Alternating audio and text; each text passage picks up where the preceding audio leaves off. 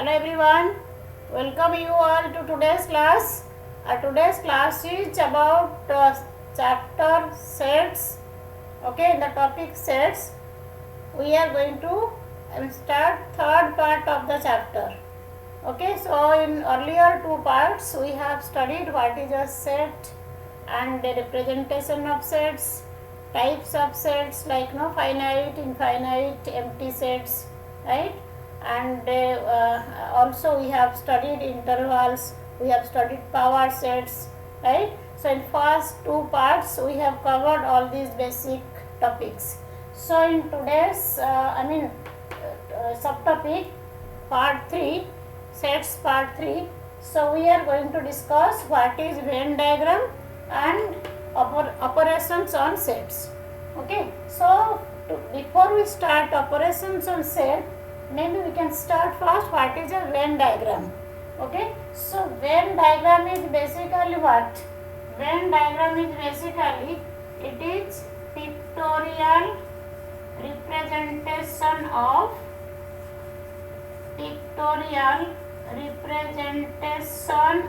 sets. So Venn diagram basically we define it as pictorial representation of sets or diagrammatical representation of sets. Okay, and in earlier classes, maybe in junior classes, so in data analysis, basically statistics chapter, you have studied pictorial representation of the data. Okay, so that was that time, it was very interesting to all of you. So now it is pictorial representation of sets. So whenever we talk about pictorial representation, so nothing much like drawing, paintings, not like this. So here what we do, so basically we need two types of figures. One is rectangle, which represents universal set, and the other one is circle, which represents any sets A, B, C, D, whichever set we take. Okay, so in Venn diagram basically two types of pictures, two types of pictorial representations we need. One is circle to represent any set and one is rectangle to represent universal set, right? And this Venn diagram, the name comes after the name of the mathematician John Venn. Okay, after his name this Venn diagram term is there. And why are we studying this? So like for example, till this time you have studied subset, superset, universal set. So whenever I say A is a subset of B, so if I write here, this is a set, whenever I say A is a subset of B, so it means B contains A. So B, so it can be taken as B and B contains A. So this represents, A is a subset of B. Similarly, universal set contains all the sets under consideration. So if I write here, so I have taken here universal set. So if I write set A, set B, set C and so on. So all the sets are contained in the universal set.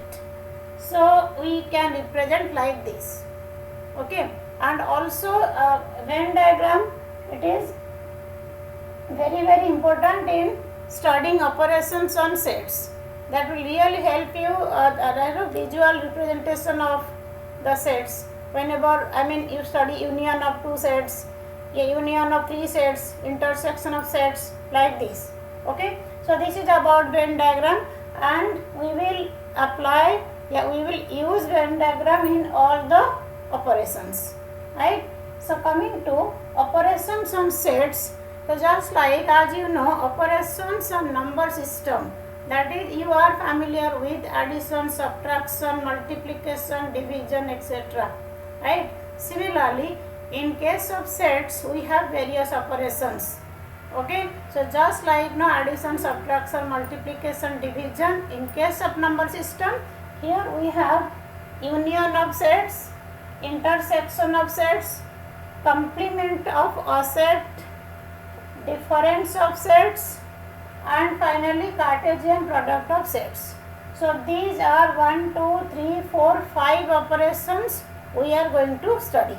Okay, so let's take the operations on sets one by one. Maybe today we can discuss union and intersection of sets. So then in different parts of the lecture we can cover all other operations. Right? To start with this, so union of sets, the first operation we are taking here, union of sets.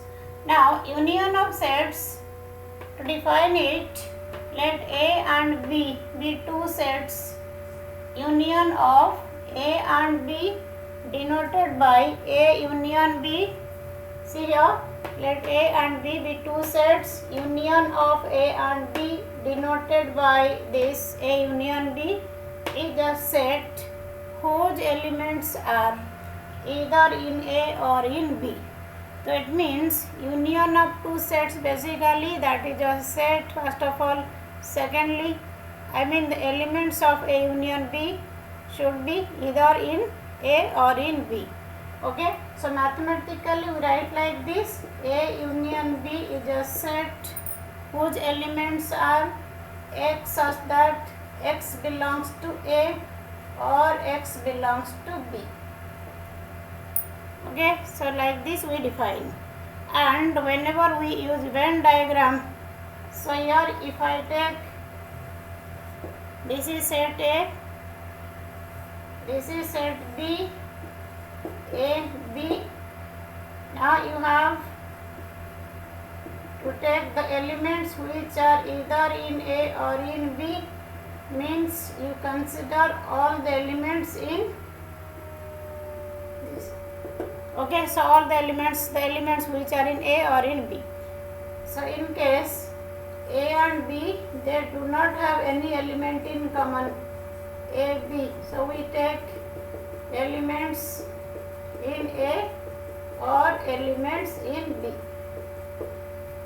Okay, so basically the set, whenever you have to take A union B and search for the elements, so you have to search for the elements which are either in A or in B. Okay, so for example, if you just know, find you want to search for a student, suppose for example you have two sections, right? So in two sections, maybe A and B. Yeah, so if you take the student is either in A or in B, so you have to search for both the sections. Okay, and another example is like if I write here A equal to, suppose A, B, C, D. Okay, set B is, set is B, C, D, E, F. Now your A union B, the elements which are in A or in B, so A, B, C, D, E, F. So we consider all the elements which are present either in A or in B, and of course here common elements are also included. So next you come intersection of sets. So again, if we take A and B, any two sets, A intersection B, intersection of A and B denoted by this A intersection B is a set whose elements are both in A and B. So it means in case of intersection, we consider the elements which are common to both A and B. Okay, so mathematically we may write like this: A intersection B is X such that X belongs to A and X belongs to B. So basically we consider the elements which are common to both A and B. And coming to Venn diagram, you see, if this is A set, this is B set, they have some elements in common, means overlapping sets. So in that case, this portion which I have shaded, so this portion is your A intersection B. and sometimes no, it may happen the two sets, they may not have any element in common like this. So in this case, because we do not have any element in common, so A intersection B is empty set. So here we call it A intersection B is phi. Okay. So for example, if you consider any two schools, okay, and no student is common to both the schools, because as per rule, no child can take admission in more than one school at the same time. So if you take school A, school B, so there is no student who is studying in both school A and school B. So in that case, you can say A intersection B is empty set.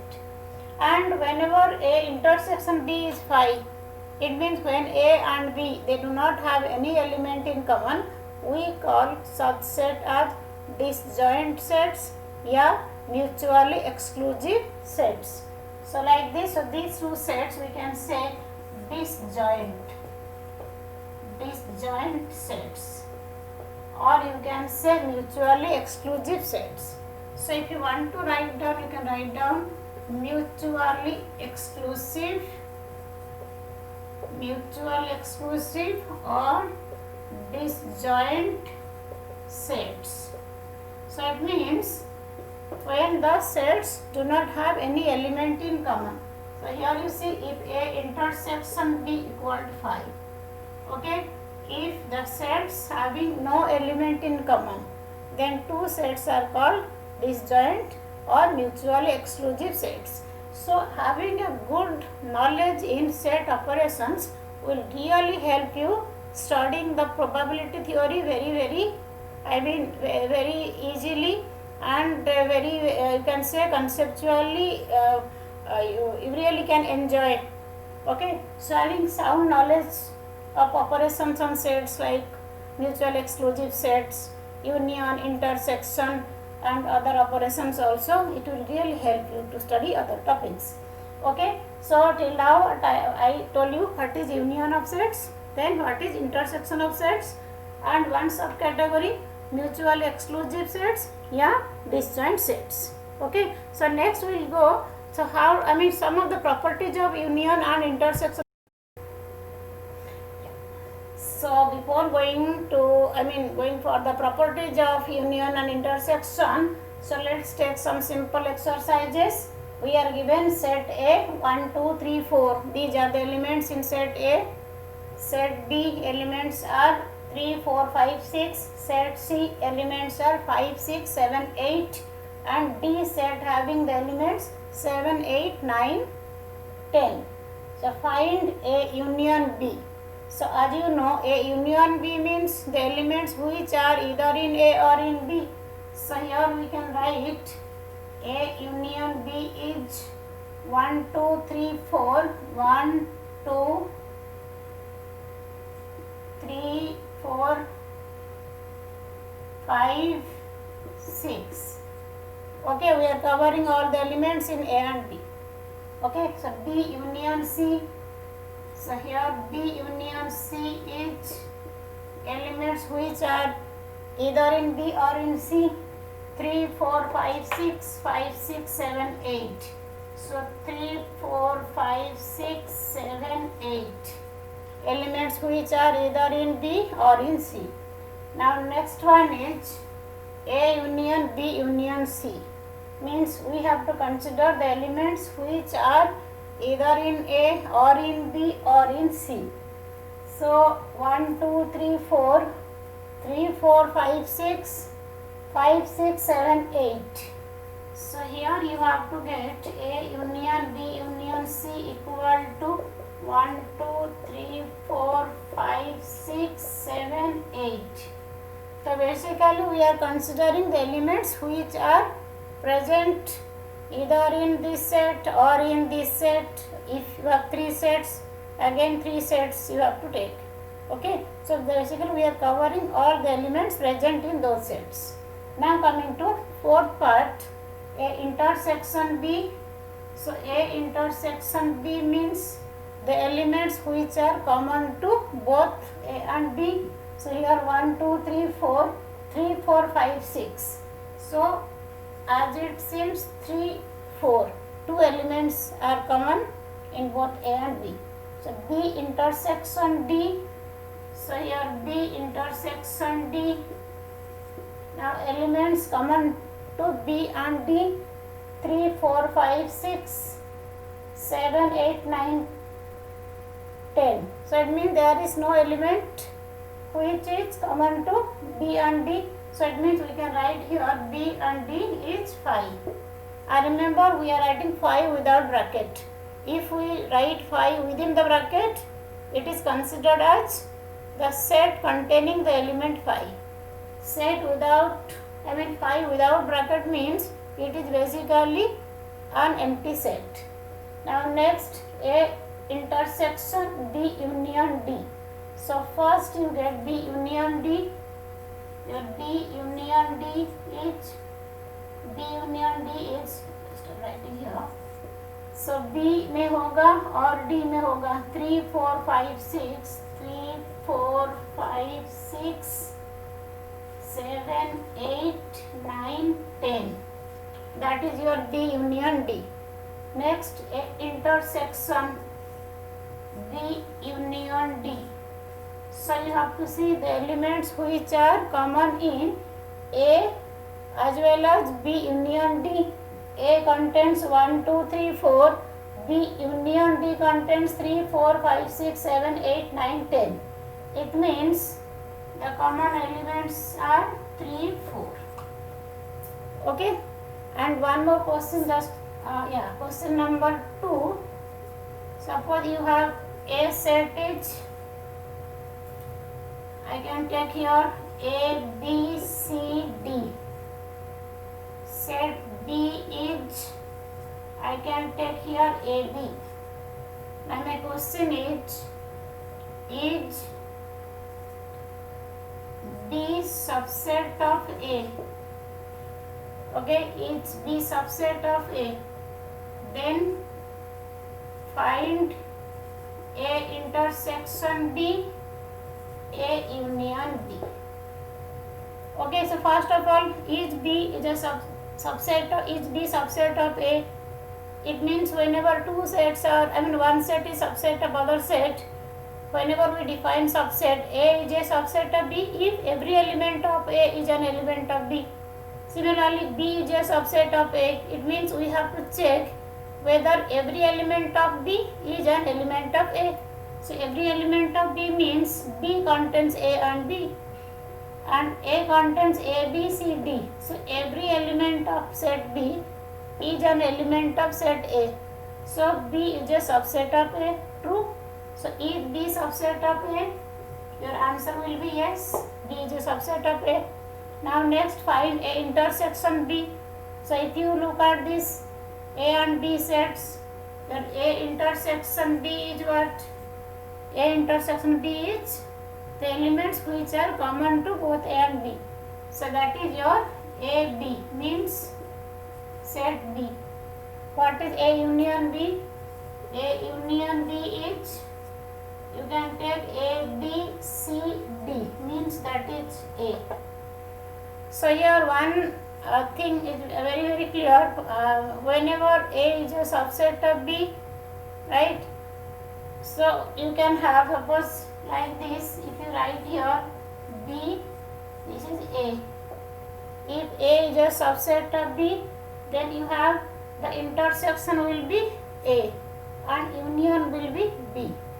Here B is a subset of A, so A intersection B equal to B set, where B contains less number of elements, right? So because every element of B is an element of A, so जो element B में है same element A में है. So whenever you take intersection, you are getting set B, and whenever you take union of sets, this contains larger number of elements, more elements than A. It contains B, right? A, B, C, D, here A, B. So it contains A, B. So A, B will automatically, it will be taken. Plus it contains extra element C, D. So whenever you take A union B, you are getting the larger set, that is your A. Okay, so that is one of the properties you can say. And yes, we just do. So properties of union and intersection of sets. Okay, so first property maybe we can take whenever you take A union B equal to B union A, means union of two sets is commutative. Okay, you can just now cross check and verify this from when using Venn diagram. If I write here A B, so this is your A union B. So if I just now interchange the positions B and A, so again I am going to get the same portion. Okay, similarly you can take some examples also, like A B having certain number of elements. So take A union B, then B union A, and you will find the elements, I mean the content, same elements. Similarly A intersection B equal to B intersection A. Again using Venn diagram you can show that AB, so whether you take AB or BA, the common elements will remain same. So this, so we call this commutative law, means union of sets is commutative, intersection of sets is commutative. Third one is, in case you take three sets, A union B union C, A union B union C, similarly A intersection B intersection C, A intersection B intersection C. Okay, we call it associative property or associative law. Okay, so it means if you take three sets, again union, in case of union, whether, I mean whichever way you can group them, so you will be getting the elements will remain same, and for intersection also. Yeah, so fifth one is, if you write here A union B intersection C, A union B intersection A union C, or if you write here A intersection B union C, that is A intersection B union A intersection C. So this is called distributive law. Okay, distributive law, distributive property. Okay, so union is distributive over intersection, and here, I mean intersection is distributive over union. Okay, and seventh property, whenever we take, suppose A is a subset of B. So just now we have taken a question. So A is a subset of B. I can show this through Venn diagram also. So if it is B, it contains A. A union B equal to, A union B will be B. A intersection B will be A. So that is clear from the Venn diagram. Okay. Now here you see, next it will be, if you write here A union phi equal to A intersection phi equal to phi. Okay, so I mean phi has no element, so whenever you take A union phi, and also empty set is subset of every set, whenever you write, I mean A is a subset of B, you take A union B equal to B, the larger set. So in that way phi subset of A, so A union phi equal to A. Similarly, when A is a subset of B, A intersection B equal to A, so phi subset of A, so A intersection phi equal to phi. You can apply this logic also. Otherwise you can say phi has no element, A has some elements, so intersection there is no common element in fact, so you can write here phi. Okay, And one more last property I can tell before we close the class. So last property is very important also. Suppose you have number of elements in A, suppose M, number of elements in B is N, okay, and even if you don't take M and N, no, if I write here two sets A, B, I just divide this 1, 2, 3. So I am dividing this into 3 parts. Part 1, region 1, region 2, region 3. So if I write here number of elements in A, that is your region 1, region 2, I can write here 1 plus 2. Number of elements in B, that is I can write here 2, 3. Region 2 plus region 3. Okay, and if I write here number of elements in A union B is what? Region 1, 2, 3. 1 plus 2 plus 3. Okay. Now if you observe this, number of elements in A plus number of elements in B means you have to take 1 plus 2 plus 2 plus 3. Whereas number of elements in A union B is 1, region 1 plus region 2 plus region 3. Everything is taken once. But whenever we take number of elements in A, that is region 1 plus region 2, number of elements in B, region 2 plus region 3, means this region 2 is coming twice. So from here you can conclude your 9th property. 9th property is number of elements in A union B equal to number of elements in A plus number of elements in B minus number of elements in A intersection B. Okay, I am repeating this. Whenever I take number of elements in A, I am taking 1 plus 2. Number of elements in B, I am taking 2 plus 3. So 2 is repeated, right? So that's why this portion has to be subtracted once. So this portion means region 2 means it represents A intersection B. So that's why number of elements in A union B equal to number of elements in A plus number of elements in B minus number of elements in A intersection B.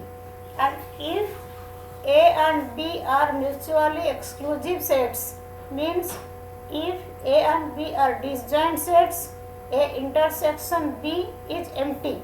In that case, if A intersection B 5, so number of elements in A union B equal to number of elements in A plus number of elements in B. Okay, so these are the some of the properties, and in next class we will be taking the questions on these properties, right, along with some other properties. Some practical applications of these properties we can take. Okay, so thank you so much, and till the next class, so maybe you can revise whatever we have studied till now. Okay, so see you in the next class.